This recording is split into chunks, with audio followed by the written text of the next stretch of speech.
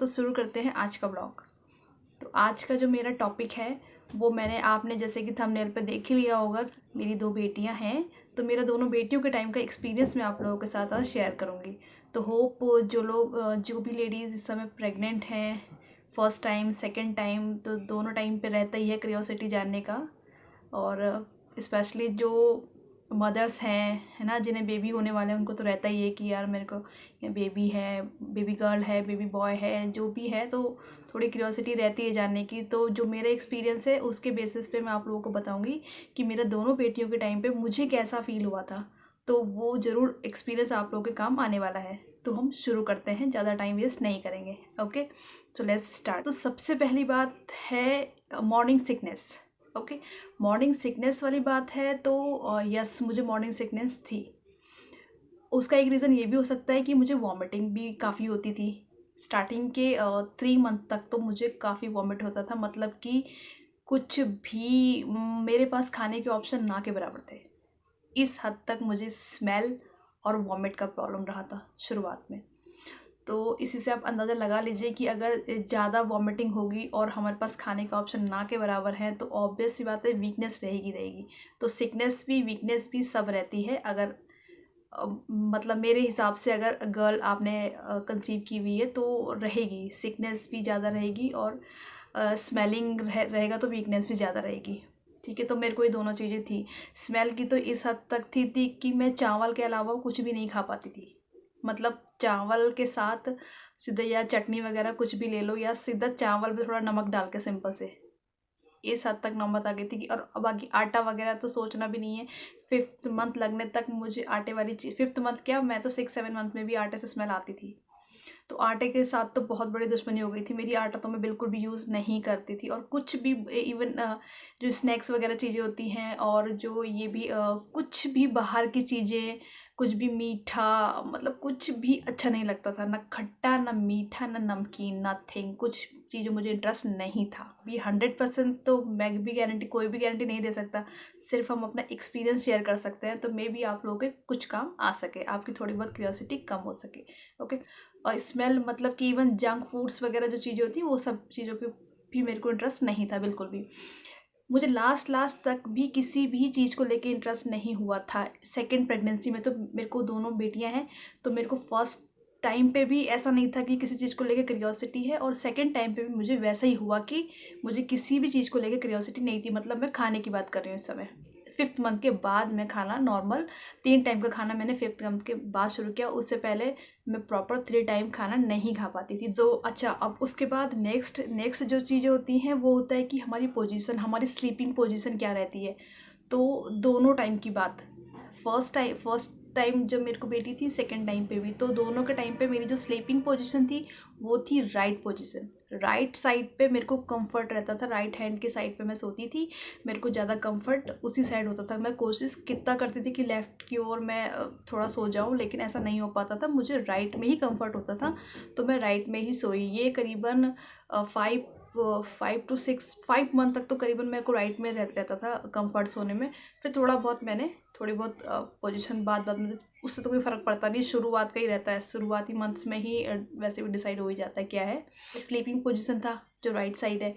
अभी लेफ्ट, अभी जो बेबी का पोजीशन, हमें बेबी किस साइड फील होता था, लेफ्ट साइड या राइट साइड, तो उस पर भी क्या था कि मेरे को दोनों टाइम पे, फर्स्ट और सेकंड दोनों टाइम पे मुझे लेफ्ट में फील होती थी। मुझे तो लगता सही है कि लेफ्ट साइड गर्ल रहती है और राइट साइड में भी बॉय।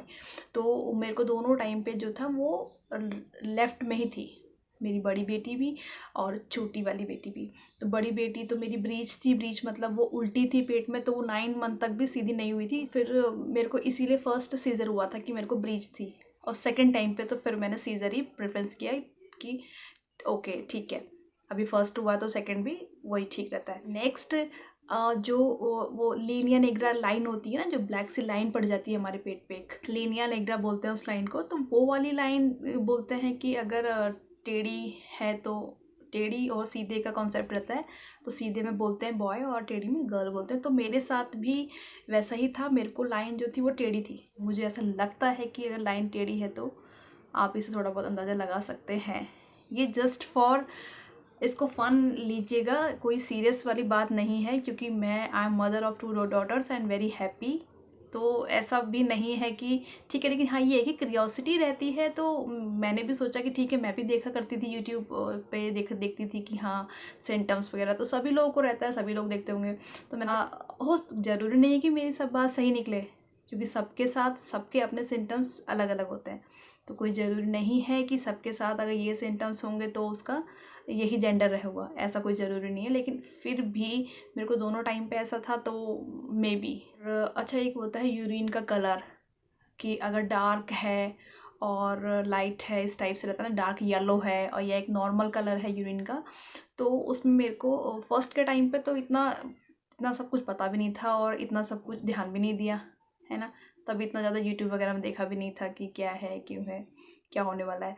तो अभी सेकंड टाइम पे थोड़ा बहुत नॉलेज लिया था, तभी इसीलिए शेयर कर रही। तो मेरे को सेकंड टाइम पे जो था वो यूरिन जो था वो बिल्कुल येलो था, डार्क येलो था।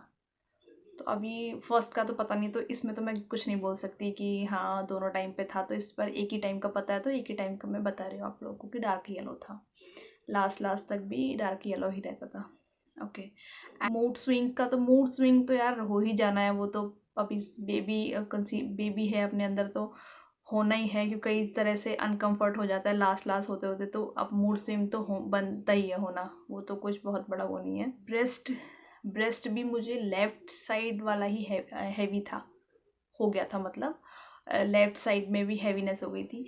एंड और अगर मैं पैर की बात करूँ तो पैर भी मुझे लेफ़्ट साइड वाला ही, जैसे पेन वगैरह ज़्यादा या हैवीनेस भी कभी कभी लगती थी, तो वो लेफ़्ट में ही लगती थी मुझे। तो कुल मिला के ये है कि लेफ़्ट वाला कॉन्सेप्ट जो था मेरा फर्स्ट और सेकंड में दोनों मुझे लगता है सेम रहा था। बस फर्स्ट में जो था वो ब्रीच थी, मेरी बेटी उल्टी थी, तो वो लेफ़्ट में बिल्कुल मूव नहीं किया उसने, वो लेफ़्ट में ही रही शुरू के। मुझे थर्ड मंथ से ही फील होने लग गया था पहली बेटी के टाइम पे। तो वो थर्ड मंथ से लेकर लास्ट 9 मंथ कंप्लीट होने तक वो मुझे मुझे लेफ़्ट में ही फील हुई, वो बिल्कुल मूव नहीं किया उसने। सेकंड वाले के टाइम पे वो ब्रीच नहीं थी तो वो मूव करती थी, तो 6 मंथ के करीबन वो राइट में शिफ्ट हो गई थी, बट पहले वो लेफ़्ट में ही थी। तो मुझे बैक पेन सेकंड बेबी के टाइम पे, ये भी हो सकता है कि मेरे को फर्स्ट सीजर था, तो सीजरन के बाद बैक पेन की इश्यूज़ बहुत हद तक बढ़ जाते हैं, रहता है बैक पेन, फिर हमको एनेस्थीसिया की वजह से हो जाता है शुरू, तो मे बी इस वजह से हुआ हो। लेकिन सेकंड के टाइम पे मुझे बैक पेन जो था वो बहुत ज़्यादा रहा था, कंटिन्यू बैक पेन बना ही था, रहता ही था, मतलब लास्ट तक में बैक पेन रहता था। फर्स्ट के टाइम का तो मुझे नहीं था, इतना बैक पेन नहीं था, शायद इतना याद भी नहीं, क्योंकि फर्स्ट के टाइम पे तो ऐसा हो गया था कि मेरे को स्पॉटिंग थी, इंजेक्शन वगैरह लगते थे, तो बेड रेस्ट था 5th मंथ तक। तो तभी तो इतना और याद भी नहीं है इतना इसका, बेड रेस्ट था, तो इतना बैक पेन का इतना अंदाज़ा भी नहीं आया था। बट सेकंड के टाइम पे सब चीज़ें नॉर्मल थी, नॉर्मल एक्टिविटीज़ थी, ऐसा कोई स्पॉटिंग का ऐसा कोई प्रॉब्लम नहीं था, सब एक्टिविटीज़ तो नॉर्मल ही रहती थी मेरी। लेकिन तो उम्मीद करती हूँ दोस्तों आप लोग की थोड़ी बहुत ज़रूर इस चीज़ से आप लोगों को नॉलेज मिलेगा कि आप लोगों को क्या होने वाला है, आप लोग इससे अंदाज़ा लगा पाएंगे। अगर आप लोगों को मेरा वीडियो थोड़ा सा भी इंफॉर्मेटिव लगा, थोड़ा सा भी अच्छा लगा, तो आप लोग मेरे चैनल को सब्सक्राइब कीजिएगा, लाइक कीजिएगा और अच्छा लगे तो शेयर कीजिएगा। तो मिलते हैं अगले ब्लॉग में, तब तक के लिए अपना ध्यान रखें, रहें। नमस्कार।